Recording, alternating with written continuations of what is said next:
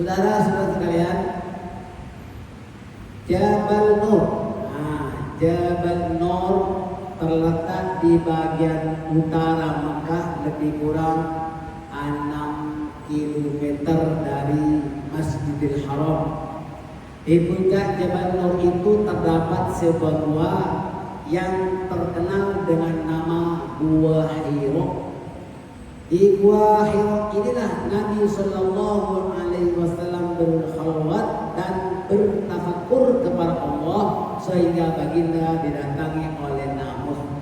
Namus itu nama malaikat Jibril alaihissalam untuk menyampaikan wahyu pertama kepada baginda, yaitu ayat 1 hingga ayat 5 dari surah Al-Alaq. Bismillahirrahmanirrahim. Iqra bismi rabbikal ladzi khalaq, khalaqal insana min 'alaq, Iqra wa rabbukal akram alladzi 'allama bil qalam, 'allamal insana ma lam ya'lam.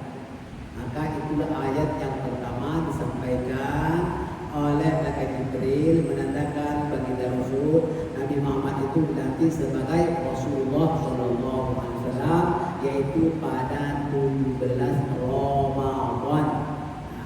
Maka umat Islam apabila sampai 17 Ramadan memperingati hari Nuzulul Quran.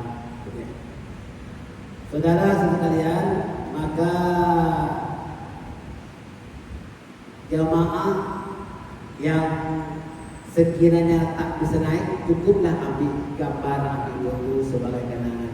Maka jemaah yang diberi kekuatan memang sunat naik, yang punya kesehatan sunat naik ke Jabal Nur kalau pergi haji ke pergi umrah. Insyaallah itu merupakan Jabal Nur yang amat bersejarah, sunat kita dinaik ke atas. Dan berikutnya Jabal Rahmah ya. Jabal Rahmah ini jabal yang dekat Masjid Namirah, yaitu di Arafat, tempat Nabi wukuf. Di sebelah kanan sana ada batu menghampar tempat Nabi wukuf di atas untanya. Asatira dulu tahu bahwa itu tempat Nabi wukuf, ada batunya menghampar. Sekarang macam tak nampak lagi, mungkin dah dibuang oleh Arab Saudi. Jabal Rahmah itu adalah jabal perjumpaan Nabi Adam dengan Siti Hawa. Ya, Siti Hawa kan? Siti Hawa dikeluarkan daripada surga jauh terpelanting, di mana Nabi Adam, ada riwayat yang mengatakan itu di India, manakala Siti Hawa itu di Jeddah. Dan dijumpakan di mana?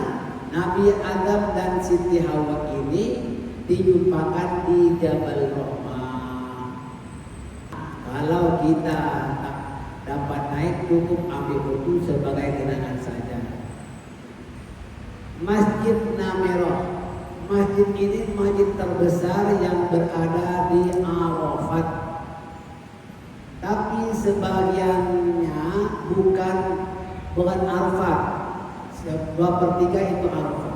Dan itu tempat baginda Rasul pernah berpidato semasa Hajjatul Wada.